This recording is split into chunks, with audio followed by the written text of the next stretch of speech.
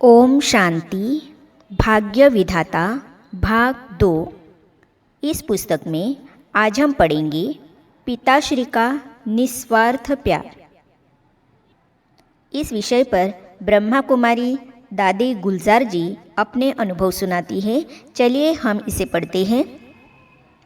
जब हम यज्ञ अर्थात प्रजापिता ब्रह्मा कुमारी ईश्वरीय विश्वविद्यालय में आए थे तो छोटे छोटे थे। ब्रह्मा बाबा ने हमारे जीवन की जिम्मेवारी शिव बाबा के डायरेक्शन से उठाई। आमतौर पर बड़े को छोटे के ऊपर अधिकार रखने की भावना होती है, लेकिन ब्रह्मा बाबा की विशेषता यह देखी कि उनमें यह भावना बिल्कुल नहीं थी कि मैं बाप हूँ और यह बच्चा है, मैं बड़ा हूँ और यह छोटा है।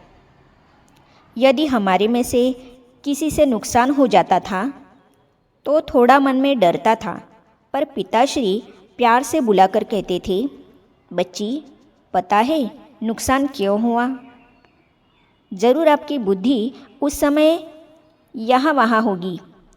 बच्ची जिस समय जो काम करती हो उस समय बुद्धि उस काम की तरफ होनी चाहिए, दूसरी बातें नहीं सोचना। इस प्रकार बाबा प्यार से समझाते थे। पिताश्री ने कभी डांटा नहीं, प्यार से शिक्षा दी। पिताश्री शिक्षा देने से पहले हम बच्चों की अच्छाई का वर्णन करते थे। कहते थे, बच्ची तुम बड़ी अच्छी हो, बड़ी योगी हो, बड़ी ज्ञानी हो। अच्छा तुमसे यह गलती हो गई, कोई बात नहीं, लेकिन आगे से अटेंशन देना। बाबा की ऐसी शिक्षा से उस बच्ची में उमंग आता था कि मैं भी कुछ कर सकती हूँ। बाबा की हमारे में उम्मीद है और मैं बाबा को कुछ करके दिखाऊं। उमंग उत्साह बढ़ाना यह सबसे अच्छी विधि है किसी को आगे बढ़ाने की। अपने को चतुर्भुज समझो। हमारी पालना ब्रह्मा बाबा ने बचपन से ऐसी की जो मैं फलक से कह सकती हूँ कि ऐसी किसी राजकुमारी की भी पालना नहीं हुई होगी। एक बार बाबा ने हमको कहा, आप लोगों को अपने हाथ से नए जूते भी सिलाई करने हैं। हम बहनें तो छोटी आयु वाली थी, हमारे हाथ कोमल थे। हमने कहा, बाबा हम तो छोटे हैं और जूते का तला तो बड़ा सख्त होता है, उसमें सुआ लगाना पड़ता है, हमारे हाथ में लग जाएगा, बहुत नुकसान हो जाएगा, हम कैसे यह करेंगे? हमने कहा, बाबा यह भाइयों का काम है, हमारा नहीं है। पिताश्री ने कहा, क्या तुमने सारी ही जन्म नारी रूप में लिए हैं? हमने कहा, नहीं बाबा, कभी हम नर भी बने होंगे, कभी नारी भी बने होंगे। बाबा ने कहा, आत्मा में नर नारी दोनों प्रकार के संस्कार है, तभी तो कभी नर बने कभी नारी बने। तो तुम क्यों समझती हो कि मेरे में सिर्फ नारी के ही संस्कार हैं? ऐसा समझोगी तो कोमलता आएगी। तुम क्यों नहीं समझो कि मैं चतुर्भुज हूँ? चतुर्भुज समझकर काम करो, देखो तुम्हारा काम कितना अच्छा होता है। सचमुच बाबा की इस शिक्षा को समझ लेने के बाद कभी भी हमारे में नारीपन की कोमलता निर्बलता नहीं आई। फिर हम समझने लगे कि जो काम भाई कर सकते हैं वो हम भी कर सकते हैं। हम छोटी छोटी बच्चियां मिलकर यज्ञ के सभी कार्य कर लेते थे। उमंग कम नहीं होने दिया। हम सभी जो भी ओम मंडली में आए थे, दुनिया के हिसाब से साहूकार घरों से आए थे और अपने घरों में हम लोगों ने कभी पानी का गिलास भी अपने हाथों से नहीं पिया था। वहाँ नौकर बहुत सस्ते थे, एक एक बच्चे को एक एक नौकर तो मुकर्रर होता ही था। परंतु जैसे पौधे को पानी मिलने से वह खिल जाता है, इसी रीति से हम लोगों को ब्रह्मा बाबा ने निस्वार्थ प्यार के पानी से अपना बना लिया।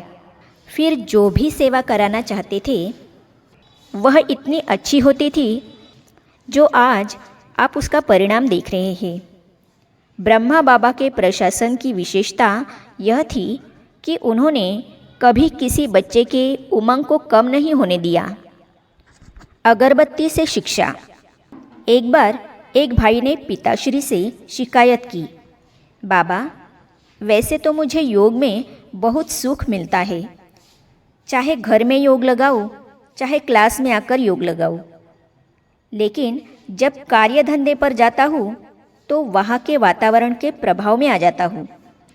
वहाँ योग न लगाने वालों की संख्या ज़्यादा होती है, इस कारण उनका प्रभाव मेरे पर आ जाता है। जब वायुमंडल का असर आता है, मैं बहुत सोचता हूँ, मैं आत्मा हूँ, मैं आत्मा हूँ, मैं मास्टर सर्वशक्तिवान हूँ। पर यह भी थोड़ी देर याद रहता है, फिर भूल जाता हूँ। बाबा ने कहा, बच्चे, बहुत सहज तरीका है। अपनी पॉकेट में एक अगरबत्ती का पैकेट रखो। वह सोचने लगा, अगरबत्ती के पैकेट का मैं क्या करूँगा? बाबा ने कहा, जिस समय तुम वायुमंडल के प्रभाव में आ जाओ तो एक अगरबत्ती अपने सामने जलाकर रखो और फिर सोचो, अगरबत्ती बनाने वाला कौन? आप मानव आत्मा ने ही तो इसे बनाया है ना। आप रचयिता हो और अगरबत्ती आपकी रचना है। फिर सोचो, क्या अगरबत्ती कभी कहती है, बदबू है, मैं कैसे खुशबू फैलाऊं? फिर बाबा ने कहा, यह अगरबत्ती दुबली पतली, तुम इससे भी गए गुजरे हो क्या? बाबा की इस बात से वह भाई बहुत प्रेरित हुआ। उसने सोचा, जब हमारी रचना में यह गुण है कि वह बदबू को खुशबू में बदल सकती है, तो मैं तो मास्टर सर्वशक्तिवान हूँ।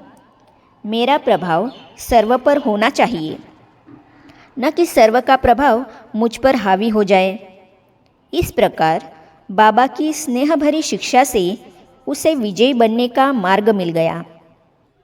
आगे हम पढ़ेंगे, बाबा ने निर्मल कन्याओं को शिव शक्तियाँ बना दिया।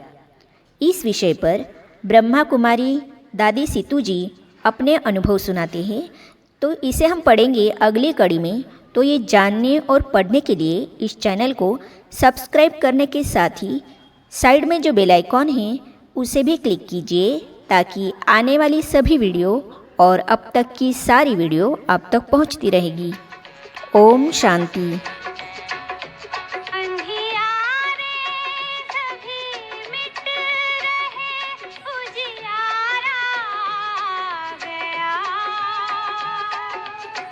ज्ञान सूर्य फिर से शिव प्यार